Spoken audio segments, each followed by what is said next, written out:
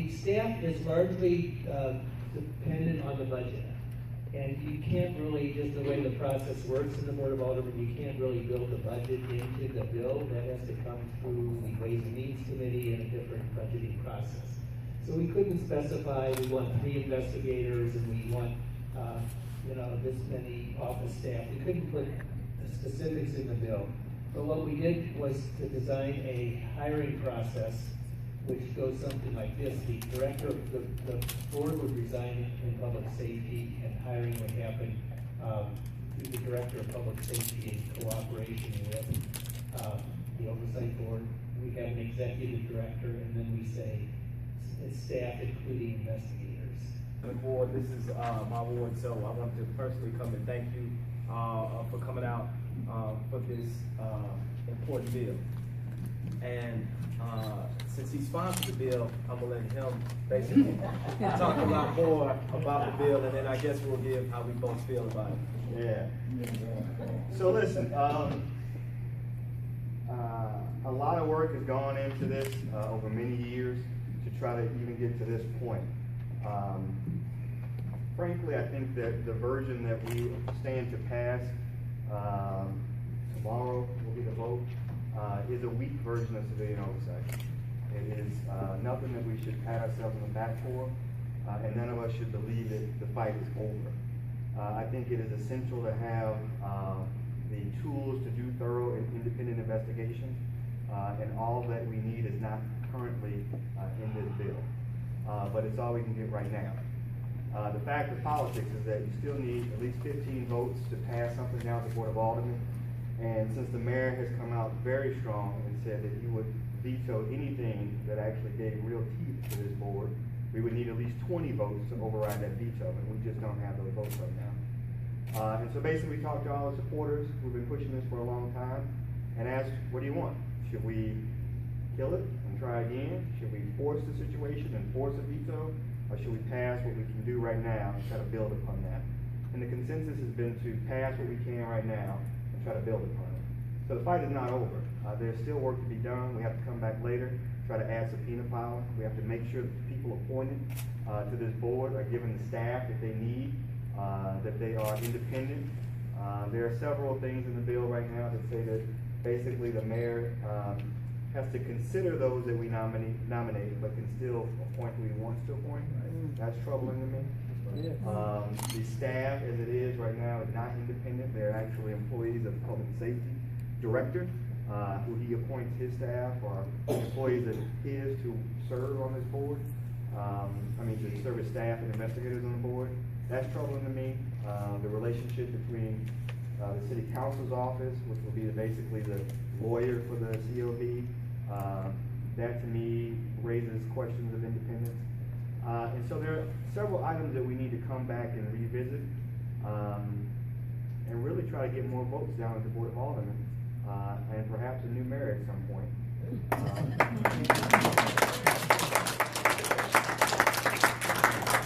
Elections matter though, and in too many of these elections, there aren't anybody that runs against incumbents. Some people get elected with as little as 200 and 300 votes. We're two of the largest voting wards in the city over here. We never get it that easy. We got to work for ours. But elections matter, so we need to get more votes and more folks who feel like us down there. Yeah. I feel the same way that that Alderman French feels. I hate speaking after him because he always hit all of my good points. So everything that he said, plus, I feel like we do need something stronger. We heard testimony from the representative, the lawyer from SL POA, and he clearly said that he would let his guys know not to play ball with the COV, and not to come and see us if we request them or any information that they have. So from that point, that just showed us that we do need subpoena power, and this is something that I thought that we should have put in this bill. Now, I'm a little different from French because I think we both wanted to add it in, but I was ready to roll, and so I didn't want to kill the whole bill, so we sacrificed it just to see what So what he proposed is, he wanted to bring it up as an amendment and make people vote one way or another. For basically put people on blast. If you vote no, then we know what you're saying. But that's not the smartest way to do stuff. When you know, I come from a place, I served in the House, and we always love sending things up to the governor, and we dared him to veto it, and if he did, then we tried to override it. And so vetoes don't scare me, but I know that they scare a lot of other folks in the Board of Aldermen. Not him though. It's a little different though, because you know, up in the state legislature right now, they got a veto-proof majority. Yeah. We're not even close. Slade's got more votes than we do down there. And the other thing is that, you know, if you might remember, the version that we passed previously, back in 2006, did include a version of subpoena power. And so it's on record who voted for that and voted against that back then. I mean, most of those folks are still there. Right. And the same thing happened. Slade vetoed it, and there just wasn't enough votes to override his veto, and then we didn't get anything. Politics. You know, sometimes it's. But the lawyer from SLPOA, the representative, he did say, and it was kind of funny that he even said it, because he said we don't need subpoena power, but then later on he said, well, let's just roll it out, and then if it's not good, then we could come back and we could add it in. So that was, you know, it was something weird to me why he would say that. So Well, he understands the politics of it, is that unless you get a totally different board or a new mayor, you're gonna get the same result. So unless the votes change, you're gonna get the same thing, whether it's included or separate. So, and I think that is important. Alderman Carter pointed out, it's under questioning. First, the bill itself states right now that the COB cannot interview an officer who is accused. In fact, cannot interview any employee of the police department. And so we asked the attorney for the police union, you know, why do you think that's necessary? Or if that wasn't in there, would you allow any of your folks to testify? And he basically said no. He was like, he'll never let his clients testify in front of his board. And so the only way you're going to get that kind of compliance is if under the law you can force them to do it. And that's something that is vital, and we're going to have to come back and add it later. All right, any questions? Well, Alderman, on Monday, the lawyer for the SPLPA said something along the lines of, if you were to pass subpoena power, we spend a lot of time and money in court. yeah. Is that him saying that the officers will refuse and then we'll have to take them to court, or him saying he will sue? He's saying that they would challenge the legality of us adding subpoena power. Now, there's a question about that. Now, I believe that the city Board of Aldermen has the authority, and speaking with the Attorney General's office, that it confirmed my belief. Now, once we shared that written opinion with the mayor's office, politics started playing in. They contacted the consul's office, and the consul's office started backtracking off that and saying, you know, refer to the city council. So, one, I think we do have the authority to give the subpoena power. But if the mayor does not want it to have subpoena power, and the city councilor who works for the mayor says that it shouldn't have subpoena power, if the city's ever sued, it is the city councilor who has to defend the city. So it's unlikely that, you know, they're going to fight very hard on their behalf. So again, I just go back to elections matter, and the fact is that any civilian oversight board, anything you put on in an ordinance, in a law, it still gives a lot of authority to whoever the mayor is, whoever the executive is, to kill it a whole bunch of different ways. The most successful civilian oversight boards you see across the country are those where the mayor, the police, and the citizens are kind of all supporting the idea. We don't have that yet here. You still have folks who are very much against this idea. And frankly, what we have now is, you know, we've fought very hard for local control. What we have right now is mayoral control. And that's a little different. And so we, with the Chairman Kennedy, are going to be working over the next session to try to get the Public Safety Committee to step up and take a larger role in oversight of the police department. And that could be a different layer of oversight, which we really haven't exercised right now. And by the way, the Public Safety Committee does have subpoena power, and we never exercise it. Yeah, but like you said, with local control and what we were seeing a lot of aldermen who were scared to make a certain vote against the police or to even ask for certain things. So elections matter. Sure. Oh, what, I said him, and then, but. So elections matter. So, is there any, the elections coming up? You know, there's not too many that I can think of. Is there any candidates that you all are rooting for that could help change the balance of power this time around? Or is it really a matter that just we the people have got to get a lot more organized and put forward a lot more good candidates in the future? Or? I think it's both. You've got 17 of the 28 aldermen are up for re-election in a few weeks. Only a handful of them have real opponents. But I'll leave it up to you guys to determine who's the best. I'm not going to endorse any candidates. Maybe the alderman from 27 will. But we do need some change. I'll say that. Well, again,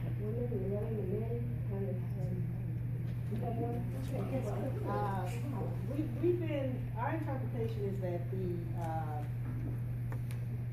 IAD would interview police officers who've been accused of wrongdoing, and that the COB would have access to those tapes. Is that not your understanding? Because even though they may not come before the COB, there's indirect access to all of those tapes and papers.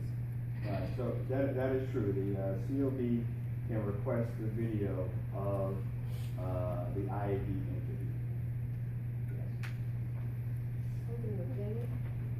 Yes. You had said, Mr. French, that the mayor can just, decide who he wants to nominate and, put forth candidates. But then the next step is the Board of Alder people have to say yay or nay about that. So if he ignores who we're putting forth from the community, then what happens at that point? I mean, how is it a vote? Is it each person, or yeah, how? It's a vote, and so it comes down to politics, and so it's probably unlikely that the mayor will completely disregard the nominees, but I'm sure he'll be very careful in counting his votes.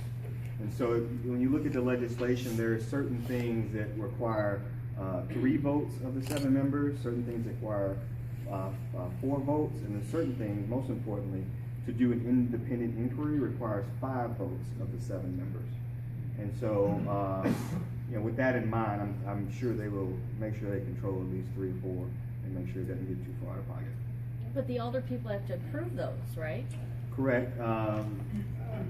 But in my reading of how the districts are made up, I don't think it will be too much of a problem for the mayor to control, at least this first round, control of the board. So for instance, if you have like the 7th district, I think, is made up of 4 conservative South white wards, and the 6th and the 5th district are also kind of similar. And then you start getting around the 4th district. The 4th is similar too. Yeah, you might have like the 28th ward in the 4th, I think, but then you have other conservatives. So, yeah. So in other words, there's work for white people to do. Yes. Yes. Yes. Yes, we're all in this together. All right. Yes, first of all, my name is Charles Wilson Jr. I want to say good evening, everybody. And then I want to give out a couple compliments if I can before I make my statements. I want to applaud this fine organization. I mean that. And Jamal, it's good to see you. You've always worked hard. Good to be seen. It's always good. And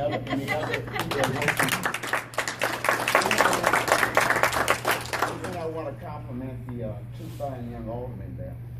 That's Antonio French out of the 21st Ward. I agree to disagree with him, but he's a fine young alderman. And also, I want to compliment the young alderman out of the 27th who are home base way. But there's a couple other aldermen and alderwomen that deserve a mention, and that's the fine gentleman out of the 18th Ward, Terry Tinkley, because he's done a lot of hard work. He's standing his ground. But also, too, fine young lady out in the 2nd Ward, Deion Flowers. She's a fine young alderwoman. let's give credit where credit is due. I'm not here for negativism tonight, I'm here to hear and to learn and to put together all of it. And at the end, I wanted my closing. I want to say, I've heard you say many things. I'm not a Harvard graduate, but I'm not stupid either. But here's the comical part that comes out of this. And I'm asking both aldermen, I know out of respect, they're not gonna name no names and say anything, but I heard Alderman Carter and Antonio say that to do things down there, to override a veto is 20 votes. We know that. He's supposed to, he's been involved. I like for you sometime during the stretch of this, while you're bringing this out to the public and the citizens of the city of St. Louis, to let us know what Afro-Americans, you answer my question, Antonio, what Afro-Americans are playing the games? You're representing certain wards of people who don't get to talk to the mayor, who can't come out here and attend meetings like this because they don't financially, they can't do it.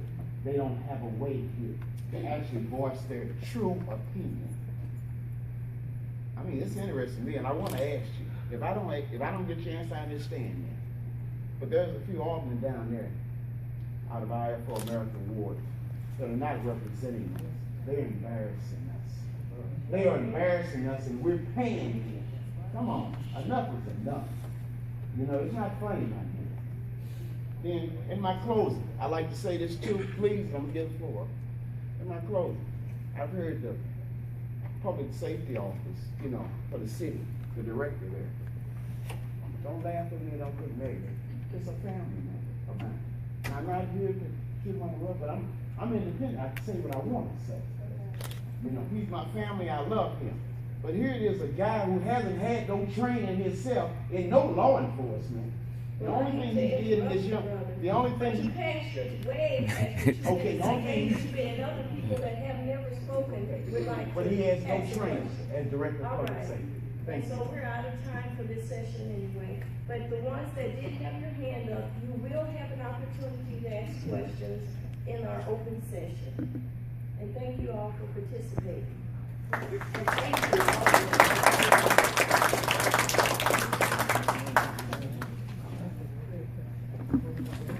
And have they already put forth a map of what that would look like with the 14 districts? No, because they won't know how it looks until it's based on the census, and so they'll be redistricted in 2020. Any other questions? Having more older people? Yes. The simple answer is yes. So, first of all, you need to find out if you're all the person voted for, and then find out why, and then put some fire in them behind to say that's not what we wanted. That's right. And put another bill in there to revoke that. So, all these laws are subject to new laws. So, it's all about us, what we allow to happen. Antonio French was saying that in those more white conservative areas, or the mayor is going to have, particular people that he's going to want to, get approved, but the older people have to decide that they want those folks. So what is he really saying to us then? I'm thinking, I can speak for him, but I think, and I've heard him articulate this before, is that if you have somebody like somebody throw their name in the South. Who? Carol. Caleb. Okay.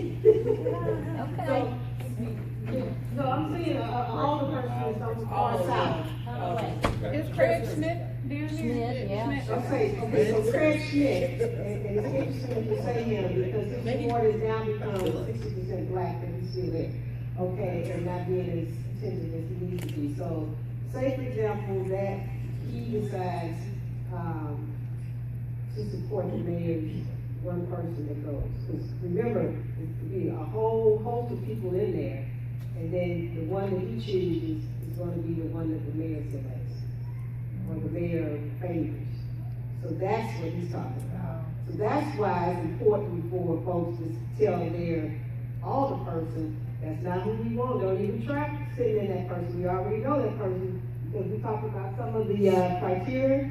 And if those people are not fitting, then it's up to the people in that ward to say, no Craig, no Conway, no whatever. And so that's why I said, white people got some work to do. Right.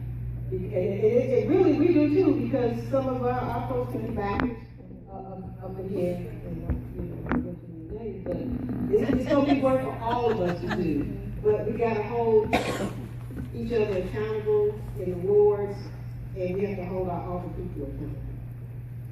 Because it's not just about their special relationship with the mayor. They're not serving the mayor, they're serving their constituents. Right. That's what, You have your hand up, you're supposed to have an answer question first. So what's the timeline of picking the people, having the mayor pick the people, and then going through and have the alderman approve those people? What's that timeline? Oh, it's hard to remember all those numbers exactly. There are, I think, so once, the bill will have an effective date. And that can be, done so that it's fairly far out, like, August, September, to give us some time to organize for this. So once the effective date of the bill hits, then there's 30 days for the alderpersons to make their nominations, their recommendations to the mayor, and 30 days for the mayor to get his nominations to the board, and then I think 90 days for the board to confirm. Don't hold me to those numbers, but I think I know there are some 30 days periods and some 90-day periods, so that's about how it works. When the mayor, so when we nominate people and the mayor appoints them and it comes back to the Board of Aldermen, is it the entire board or is it the Committee of Public Safety? The entire board. The entire board. And so how many votes have to confirm? The majority, like the 19 or? 15. 15? Okay, it's not a veto number? But he didn't go all the way there and say it, was that it would have to be, you would take a majority of the Board of Aldermen to override the mayor's appointments, but then the mayor could veto that. And so it would take a veto-proof majority to override the mayor, and that's probably not gonna happen. No, Is that wrong? For the whole bill. So the majority confirms his appointments, or his nominations. And if his nomination goes down to defeat, then he puts forward a new name, and again takes a majority to confirm that new name. So you And can't, remember, once the board confirms, there's going to be a hearing, so that we get to see who the people Okay. are and get a chance to look at their backgrounds. And then it's confirmed by the board. Okay. So there, again, some places in there for us to have some input. So, actually, there are a lot of places for people to have input, but you've got to be paying attention. And that's why, after this question and answer session, we'll break into small groups to get contact information so you can stay informed about when you need to take action. If you look around the country, I think you see a lot of them haven't worked, and they are much weaker than this one. So we have this whole policy component I talked about. A lot of boards don't have that. A lot of boards can review internal affairs, but they can't send it back repeatedly, asking them to investigate further and suggesting further questions. A lot of boards can't do an independent investigation at all. So Antonio's right, it takes this 5-vote majority on the board to get that to happen. That's a bummer, but we do have independent investigations built in here where a lot of boards don't. So to me, this is not a system that's handed to us on a silver platter, but it's one that we can make work if we work it. And it really is going to take citizens being involved to make it work. Please join me in thanking our speakers. Please join me in thanking our speakers, not only for the information tonight, but for the hours dedicated to this work over months and years.